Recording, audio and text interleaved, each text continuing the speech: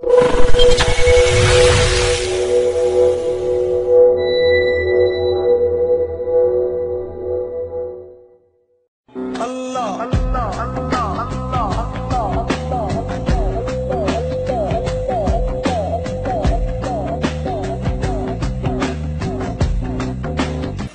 تعالیٰ کے 99 نام ہیں،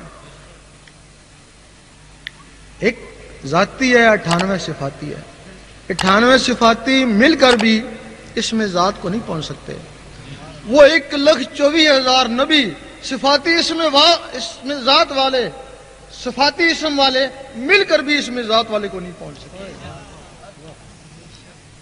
موسیٰ علیہ السلام نے کہا اے اللہ دیدار دے، جواب آیا تاب نہیں ہے۔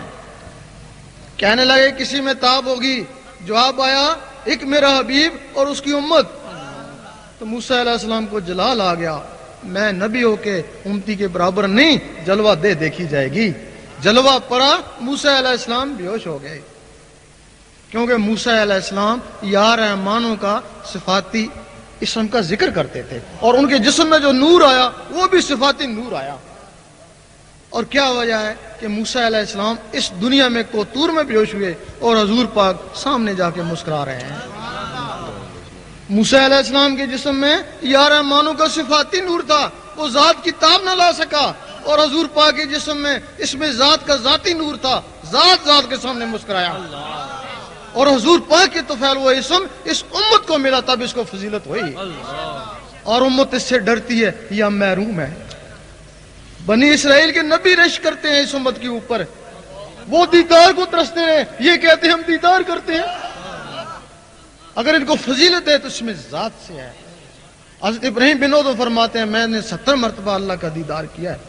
حضرت امام ابو حنیفہ فرماتے ہیں میں نے 99 دفعہ اللہ کو دیکھا ہے۔ سلطان صاحب فرماتے ہیں ادھر دیکھتا ہوں مخلوق نظر آتی ہے، اوپر دیکھتا ہوں اللہ نظر آتا ہے۔ یہ اس میں ذات کسی نبی کو نہیں ملا تو حضور پاک کو ملا۔ حضور پاک کے بعد 9 صحابہ کرام کو ملا جنہوں نے اس کو پھیلایا۔ یہ چشتی، نقشبندی، قادری اسی میں سے آتے ہیں۔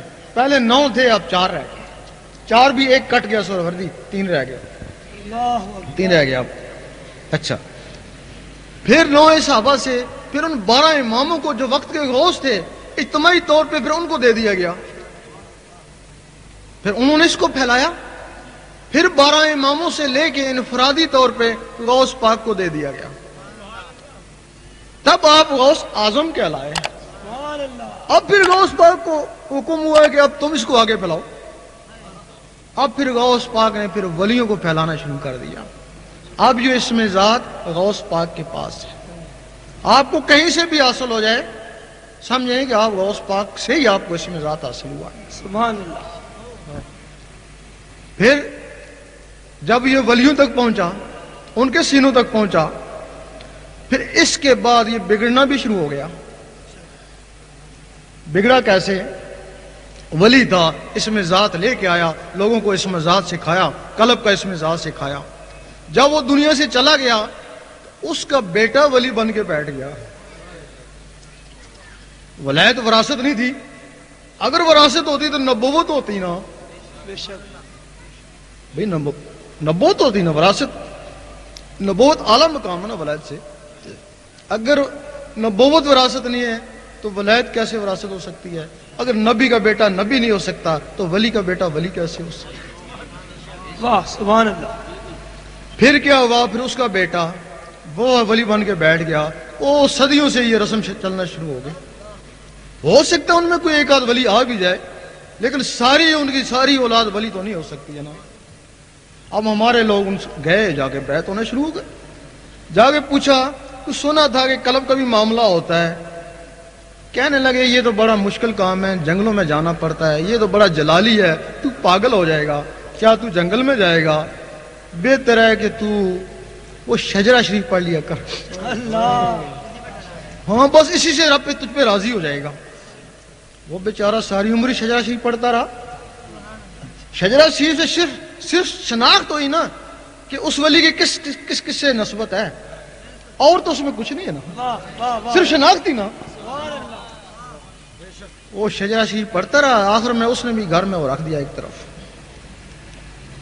پھر آگے ہمارے عامل تھے، انہوں نے دیکھا یہ خالی پیلی گدی نشین سے زیادہ نشین، اگر یہ بیعت کر سکتے ہیں تو ہم بیعت نہیں کر سکتے۔ وہ ہمارے تعویذ لکھنے والے، انہوں نے بیعت کرنا شروع کر دی۔ جب بیعت کرنا شروع کر دی تو مریدوں نے کہا بھئی اب قلب کا سلسلہ، انہوں نے کہا بس یہ ہے کہ خلق خدا کو راضی رکھو، ان کو فیض پہنچاؤ اور یہ تعویذ لکھ کے ان کو دو، بس اسی میں اللہ مل جائے گا۔ وہ بھی تعویذ لکھنا شروع ہو گئے۔ خیال اب ادھر چلا گیا نا تعویذوں کی طرف، ان کا خیال شجرے کی طرف چلا گیا نا، وہ اللہ کو بھول ہی گئے نا۔ اس کے بعد ہمارے عالموں نے دیکھا بھئی ہم تو ان سے بہتر ہیں، اتنا علم جانتے ہیں، اگر انہوں نے 10-20 آدمی پیچھے لگا لیے تو ہم نہیں کر سکتے ایسا۔ وہ عالموں نے بیعت کرنا شروع کر دی۔ جب عالموں نے بیعت کرنا شروع کر دی تو مریدوں نے کہا کہ کچھ قلب کا معاملہ، بس منطق سیکھ لو، فلسفہ سیکھ لو، بحث کرنا سیکھ لو۔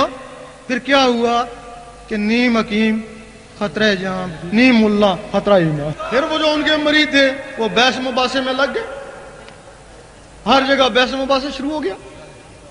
پھر ہمارے مفتیوں نے دیکھا یہ تو ہمارے شاگرد تھے عالم، ان کے اتنے مرید ہو گئے تو ہم کیوں پیچھے رہ جائیں؟ ان کے ہم بھی بیعت کرتے ہیں جی، آ جاؤ۔ تو بیعت شروع ہو گئی۔ انہوں نے پھر کیا کیا، پھر اپنے شاگردوں کو وہ فتویٰ سکھا دیا کہ جو بھی ذرا ہلے جلے اس پہ فتویٰ لگا دینا، ہمارے بغیر جو بھی ہلے جلے اس پہ فتویٰ لگا دینا، اور تم اس کا ثبوت ہم تمہیں دیتے ہیں۔ ابھی روحانی سفر کو دیکھ لو، اس کے اوپر جو فتوے لگائے انہی کے شاگردوں نے لگائے نا بھائی، انہی مفتیوں کے شاگردوں نے فتوے لگائے نا، اور اس کے پڑھ کے دیکھو آیا اس پہ فتوے لگتے ہیں یا نہیں۔ اب امت بالکل اس مزاج سے دور چلی گئی، اب ان کو پتہ ہی رہا کہ اس میں ذات بھی ہوتا تھا، کہنے لگے ہوتا تھا لیکن پرانے زمانے میں، اب نہیں ہے۔ لیکن جس دن یہ اس میں ذات دنیا سے چلا گیا، دنیا کو حق ہی نہیں ہے زندہ رہنے کا، اسی دن قیامت کو آ جانا ہے۔ یہ اس میں ذات ہر زمانے میں ہیں کہ ان کے دل کی دھڑکنیں اللہ اللہ میں تبدیل ہو جائیں۔ ذکر قلب کی اجازت لینا چاہتے ہیں، وہ قبلہ عالم سرکار شاہ صاحب کی آواز کے ساتھ اللہ اللہ پڑھتے رہیں، انہیں ذکر قلب کی اجازت ہو جائے گی۔ اللہ اللہ اللہ اللہ اللہ اللہ اللہ اللہ اللہ اللہ اللہ اللہ لا الہ الا اللہ۔ اب تمام حضرات جو نئے آئے ہیں ان کو اجازت ہے، ذکر قلب ہے، وہ چلتے پھرتے اٹھتے بیٹھتے دل کی دھڑکنوں کے ساتھ اللہ کا ذکر کرنے کی کوشش